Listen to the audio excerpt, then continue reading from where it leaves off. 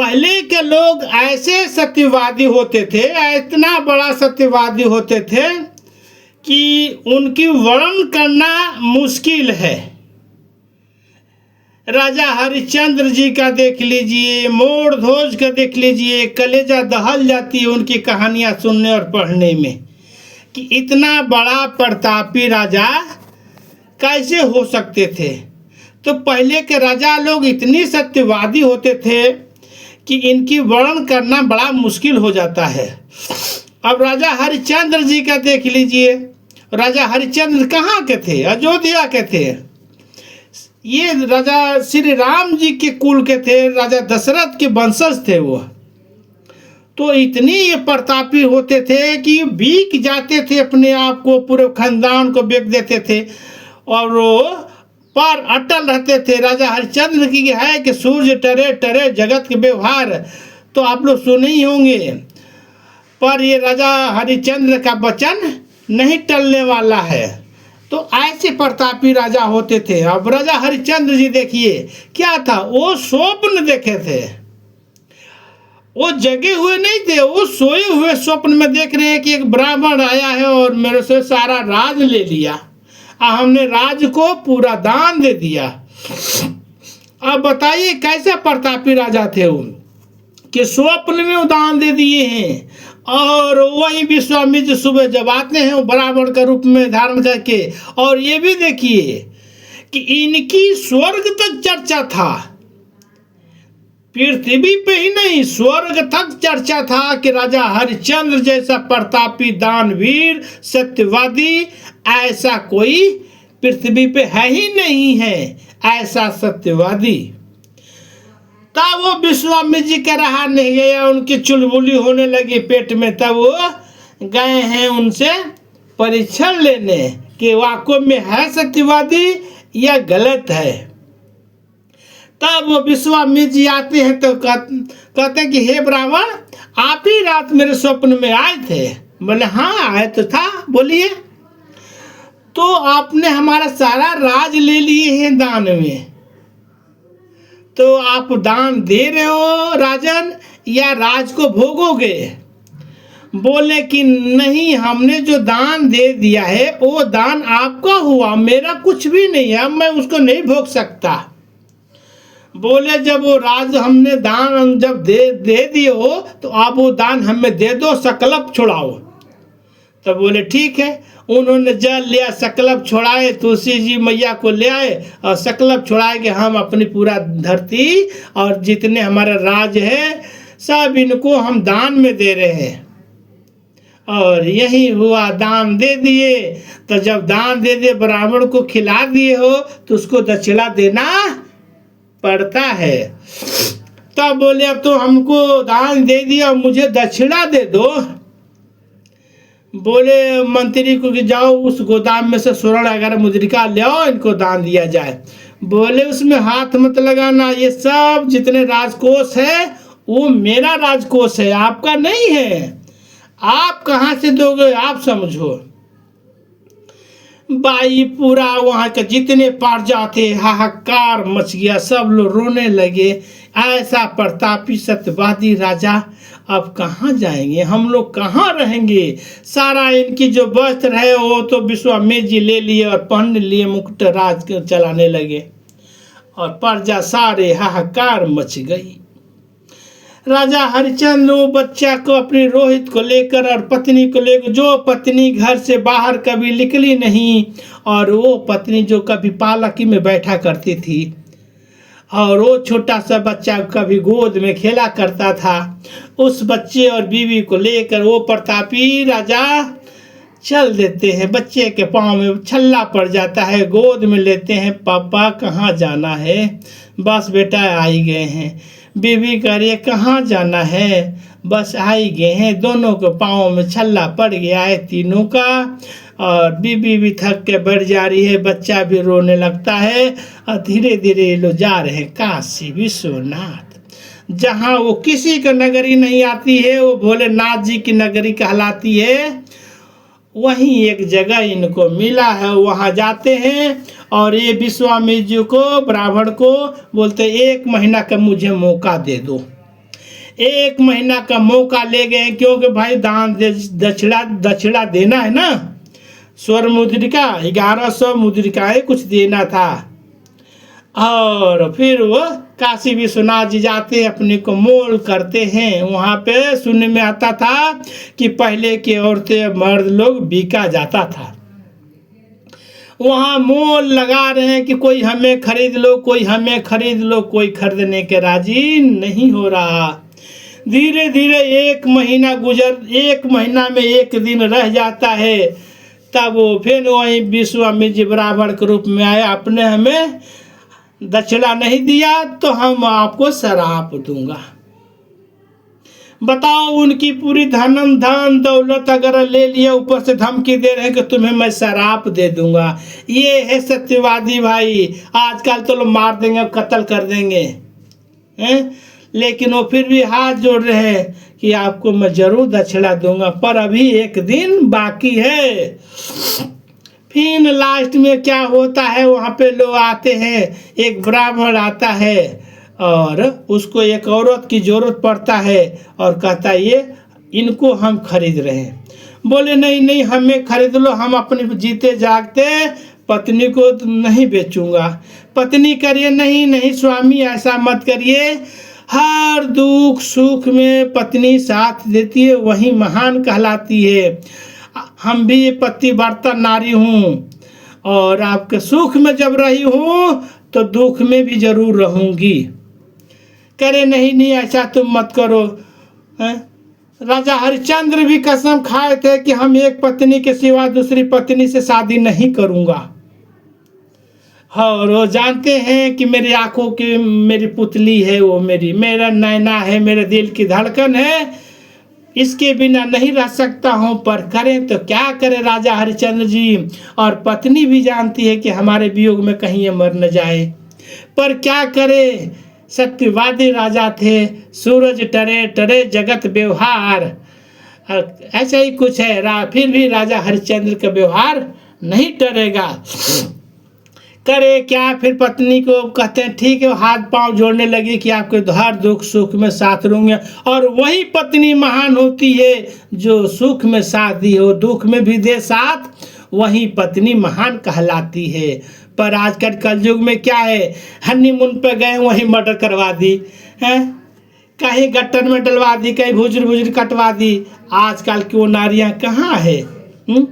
पर वो हाथ पांव पकड़ लेती है, कहते नहीं स्वामी आप हमें बेचो। फिर वो ब्राह्मण ने 5 मुद्रिका में खरीदते हैं और ले जाने लगे। कैसे ले जाते हैं, पर वहीं कसाई की तरह, जैसे कसाई बैल गाय भैंस खरीद कर ले जाता है, घसीटते ले जाता है, पीटते ले जाता है, वैसे ही वो पंडित ब्राह्मण उनकी झोटा पकड़ के, जैसे दुशासन ले जा रहा था द्रौपदी को, वैसे ही झोटा पकड़ के खींचते हुए ले जा रहा है। राजा हरिश्चंद्र जी की आंखों के सामने खींचता हुआ ले जा रहा, पर ये कुछ नहीं बोल पा रहे हैं। छोटा सा बालक लिपट लिपट कर रोने लगा, जैसे गाय के पीछे बछड़ा भागता है, वैसे लिपट लिपट के रोने लगता है। माँ मुझे मत छोड़ के जाओ, माँ मुझे छोड़कर मत जाओ। पर क्या करे, कहते हे ब्राह्मण अगर आपकी थू हो तो हमारे इस बच्चे को भी खरीद लो। बोले नहीं नहीं, मुझे बच्चा का तुम्हारी जरूरत नहीं है। बहुत हाथ जोड़ा गया, विनती किया गया कि हे ब्राह्मण खरीद लो, बच्चा हमारे बिना नहीं रहेगा, कहाँ आखिर जाएगा, बाप बिकने वाला बच्चा कहाँ जाएगा। लास्ट में उन्होंने जब इतना आग्रह करने पर बच्चा को 1 मुद्रिका में खरीद लेते हैं। और वो बच्चा फिर माँ के साथ में जाता है, और वो बच्चा दिन भर ये काम करती है, दिन भर करती है, उसको मौका नहीं मिलता है, इतने सताया जा रहा। और एक दिन की तो बात है कि बच्चा को भेजा गया, टोकरी ले ले, डलिया ले ले, जा फूल लेकर आ। और फूल लेने बच्चा जाता है और वहाँ पर काला नाग डस लेता है। किसी ने आके घर पे कहा कि वो बच्चा रोहित को किसी सांप का लिया, सांप ने काट दिया उस बागान में। आकर बताता, अरे उस माँ का कलेजा नहीं फट जाएगा जिसकी बच्चा को सांप काट लिया हो। रोता हुआ आ रहा सब कोई, अरे भाई बच्चे को सांप काट लिया, तुम्हारे बच्चे को सांप काट लिया हुआ, रो रहा है। पर माँ जैसे दौड़ने कहती है, पंडिताई ने बाल पकड़ लिए, पंडित जी ने बाल पकड़ लिए, बोले नहीं जाना तुझे, मरे या जिए वो मैंने खरीद रखा, वो मेरा गुलाम है, तुझे नहीं जाना है, तुझे बस ये करना है, दिन भर काम करना है, घर की पंडितान को हमारा सेवा करना है। दिन भर लगी रही, सारा दिन काम करती रही। रात को जैसे वो पंडिताइन ने सोई, इनको मौका मिला और भाग कर जाती है अपने रोहित के पास। अंधेरा में ढूंढती है रोहित को, रोहित ढूंढ कर ले लेती है, कहती हाय मेरे लल्ला, तो क्या हुआ, मेरा बच्चा यहाँ मरा पड़ा है, मैं कामों में व्यस्त हूँ। पर करे क्या, मजबूरी जो कराती है बच्चे को लेकर। फिर वो देखती है कि मेरा बच्चा पीला पड़ के खत्म है। फिर उस बच्चे को लेकर जाते हैं वहीं घाट पे जहाँ राजा हरिश्चंद्र जी बिक चुके हैं, वो भी 500 मुद्रिका में वो भी बिक चुके हैं। क्योंकि फिर शाम को आए थे वो वहीं ब्राह्मण विश्वनाथ जी, बोले भाई तुम नहीं दोगे तो मैं शराब दूँ, बोले अभी पूरी रात बाकी है। फिर उन्होंने अपने को बेच दिया एक डोम के हाथे, फिर इनको 1100 मुद्रिका देकर विदा किया।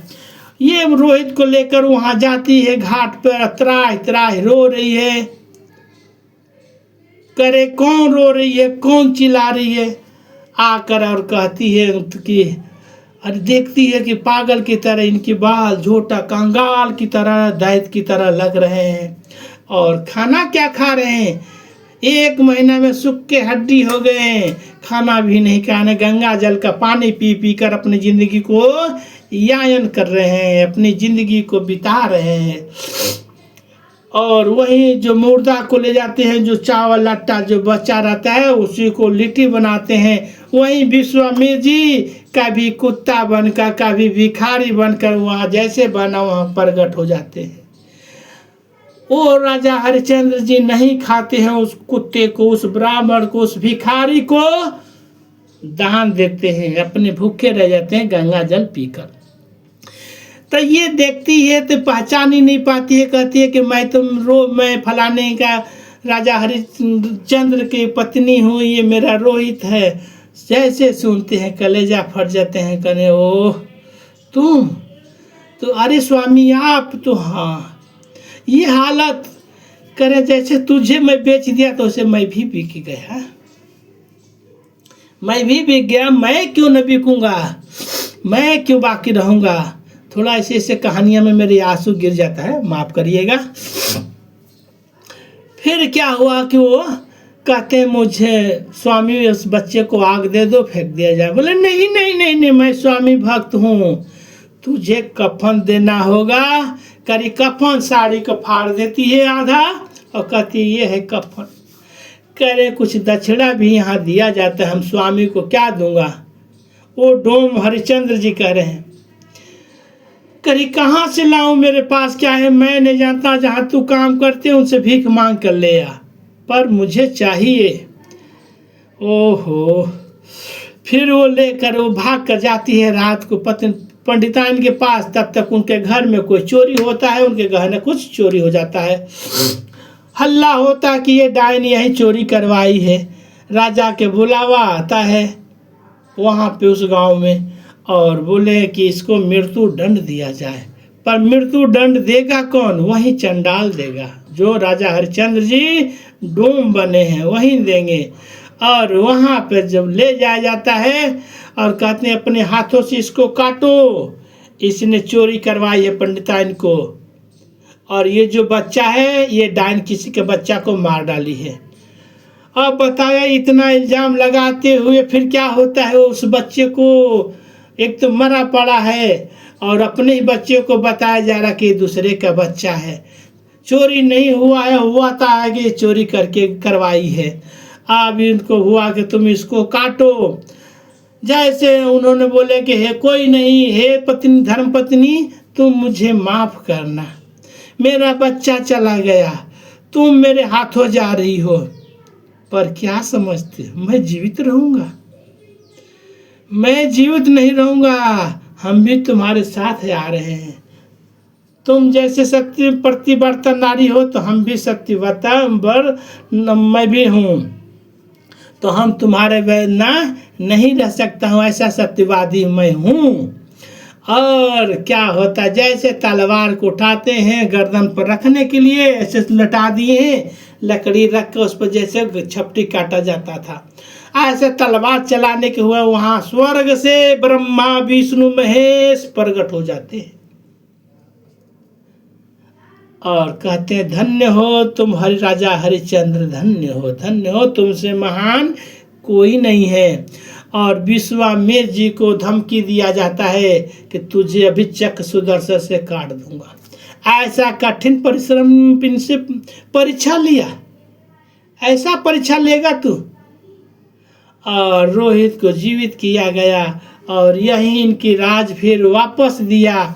उन्होंने बोला हम ग्रहण नहीं करूँगा, क्योंकि हम तो दान दे चुके हैं, आप उसको नहीं करें। नहीं, ये तुम्हारी परीक्षा लिया जा रहा था, कोई दान नहीं दिया। बोले हम उसको यूज नहीं करूँगा।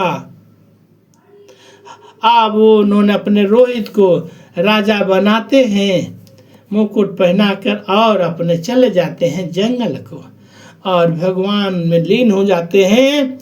यही है सत्यवादी। और मोर ध्वज का भी तो आप सुने ही हो, आपने हमने इस वीडियो में डाल रखा था। आप लोग वीडियो ढूंढेंगे इसमें तो आप लोग को मिलेगा। मोर ध्वज की कहानी, उसमें मैंने बहुत रोया धोया है। तो ऐसे कुछ कहानियाँ में मुझे आंसू गिर ही जाती है। तो चलिए, आप लोग कैसे हैं, अच्छे हैं, और आप लोग को अच्छा लगेगा तो ये वीडियो ज़रूर कमेंट लाइक सब्सक्राइब करिएगा, क्योंकि देखो ये वीडियो डालते समय मेरे आंसू भी गिर गई।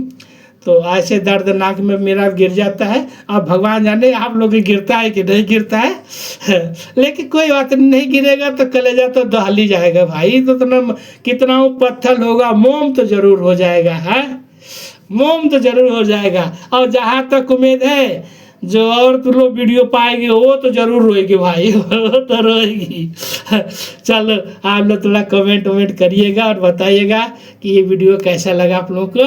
तब तक के लिए बाय, फिर मिलते हैं। ये अवधेश राय, बक्सर, बिहार, भूमिहार, बराबर।